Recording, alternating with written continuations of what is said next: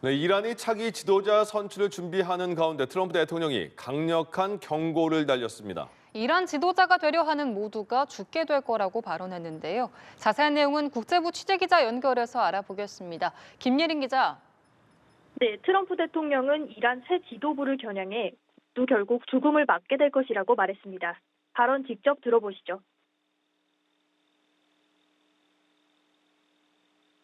So we're in a very strong position now, and their leadership is just rapidly going. Everybody that seems to want to be a leader, they end up dead.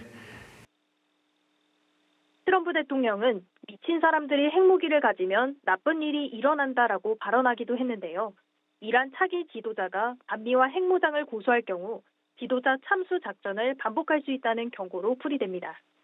이란에선 후임자로 사망한 하메네이 최고 지도자의 차남 무주타바가 유력하게 거론되고 있지만 하메네이의 장례식이 미뤄지며 선출 시점은 불투명합니다.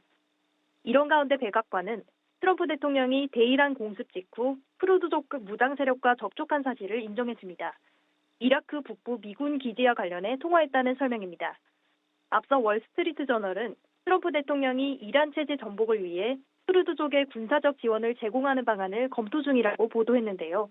다만 백악관은 트럼프 대통령이 그런 계획에 동의한 것은 전혀 아니라고 일축했습니다. 네, 북한은 미국의 대이란 군사작전을 침략 행위라고 비판했는데 미국이 여기에 경고성 발언을 내놨다고요? 네, 피트 헤그세스 미 국방부 장관은 미국은 이란의 핵 야망을 다룰 것이라며 그 과정에서 충분한 신호를 보내게 될 것이라고 밝혔습니다. 중국과 북한의 비판에 대한 미국의 입장을 답하는 과정에서 나온 발언인데요. 북한을 직접 언급하지는 않았지만 이번 대이란 공습이 북한을 비롯한 핵 개발 국가들의 경고 메시지가 될 거라는 뜻으로 풀이됩니다. 엘브리지 콜비 미 국방부 정책차관도 북핵 문제에 대한 발언을 내놨는데요. 트럼프 행정부가 이를 충분히 인지하고 있다며 미국이 한국과 매우 긴밀히 동맹을 유지하는 이유 중 하나라고 밝혔습니다.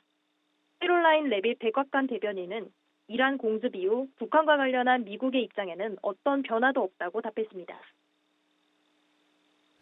네, 김예린 기자, 이런 전쟁 상황에서도 트럼프 행정부가 그러니까 상호 관세 표현은 다르게 됐죠. 글로벌 관세를 이번 주 중으로 올릴 건가 보네요.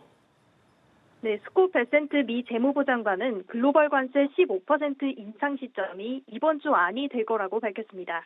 앞서 상호관세 무효 판결 이후 트럼프 대통령은 법적 근거를 바꿔 전 세계에 10% 관세를 부과하고 15%로 올리겠다고 예고했는데요. 글로벌 관세가 시행되는 150일간 무역법 301조와 무역확장법 232조에 따른 관세 부과를 위한 조사를 진행할 방침입니다. 베센트 장관은 기존 상호관세에 비해 느리지만 더 강력한 관세라고 말했는데요. 5개월 안에 관세율이 이전 수준으로 돌아갈 것이라고 강조하기도 했습니다. 지금까지 국제부에서 전해드렸습니다.